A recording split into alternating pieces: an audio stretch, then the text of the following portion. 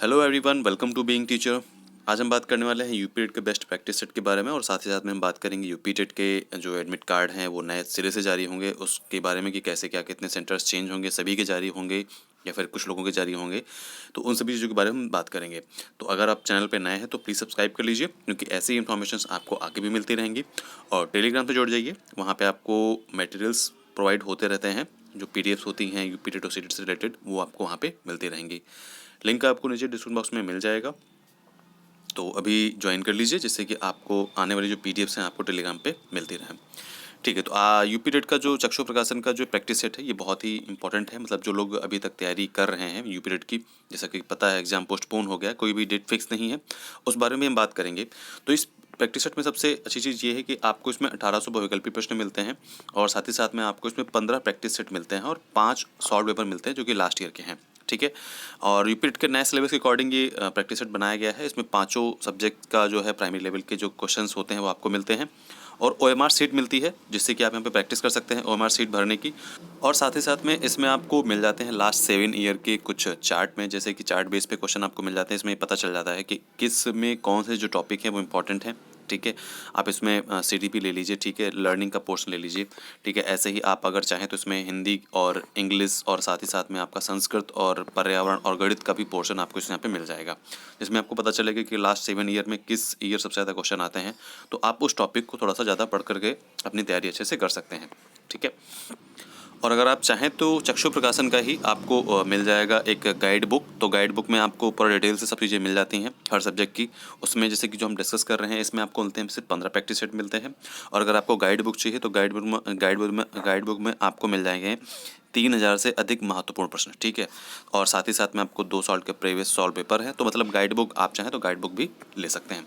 अब हम आते हैं अपने मेन टॉपिक पे। एक तरफ हमारे ये बेसिक शिक्षा मंत्री जी जो कि सतीश द्विवेदी जी हैं, ये कह रहे हैं कि जो एग्ज़ाम है वो इसी माह मतलब दिसंबर में ही डेट घोषित की जाएगी। ठीक है, और एक तरफ जो अभी हमारी तैयारी देखी जाए किस बेस में तैयारी हो रही, क्योंकि इन्होंने कहा है कि जो ओएमआर सीट है उसको भी हम मतलब जोड़ देंगे, उससे आपके जो बच्चे हैं उनके आधार कार्ड से।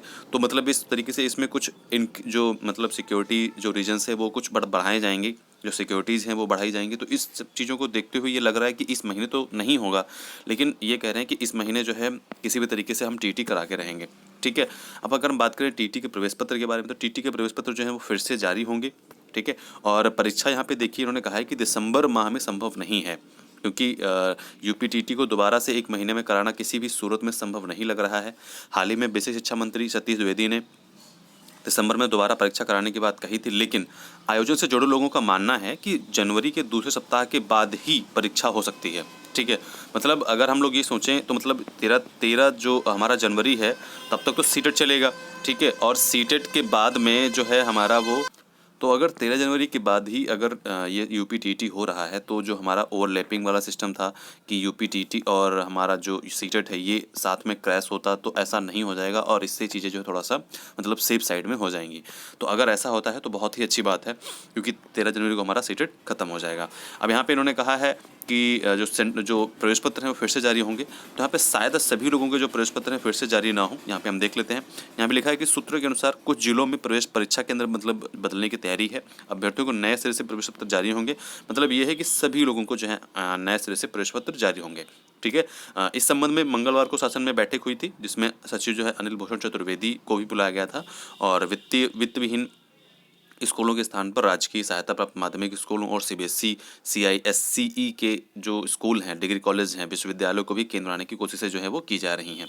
और बहुत ही आवश्यकता पड़ने पर जो अच्छी छवि के वित्तविहीन स्कूलों को ही केंद्र बनाया जाएगा। ठीक है, इसके लिए जिला विद्यालय निरीक्षकों से भी वार्ता हो रही है। मतलब ये जरूरी है कि सबसे पहले जो है इन्होंने कहा है कि साथ ही में जो प्रश्न पत्र निर्माण के लिए जो विशेषज्ञों को बुलाने की भी तैयारी कर रहे हैं।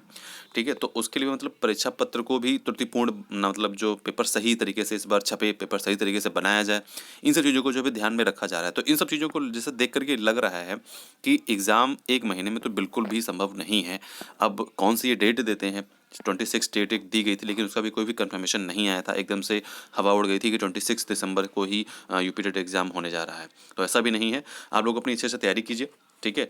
अब हम आते हैं सबसे अपनी लास्ट न्यूज़ के बारे में कि अटल के जन्मदिवस पे युवाओं को स्मार्टफ़ोन की जो मतलब है वो देने स्टार्ट हो जाएँगे। और जैसा कि हम लोगों को पता है कि 25 दिसंबर को अटल बिहारी वाजपेयी जी का जन्मदिन होता है। तो उसी दिन से जो है वितरण जो है शुरू हो जाएगा। पहले चरण में 10.50 स्मार्टफ़ोन व 2.5 लाख टैबलेट का वितरण होगा। स्मार्टफ़ोन की सप्लाई जो है आईटी विभाग को 20 से दिसंबर से जो है शुरू हो जाएगी। जो 20 दिसंबर से जो आईटी विभाग है उनको शुरू हो जाएगा और कह सकते हैं कि 25 दिसंबर से जो है वितरण बच्चों को देना लैपटॉप या टैबलेट देना स्टार्ट हो जाएगा। ठीक है, स्मार्टफ़ोन। तो यहाँ पे देखिए अभी इन्होंने बोला है कि जो सैमसंग के होंगे ये, ठीक है, सेलकॉन और सैमसंग के मतलब लावा सैमसंग के स्मार्टफ़ोन होंगे। तो अब देखते हैं क्या मिलते हैं, ये तो हम आगे देखते हैं। ओके, चलिए ध्यान रखिए, मिलते हैं नेक्स्ट वीडियो में। Bye bye.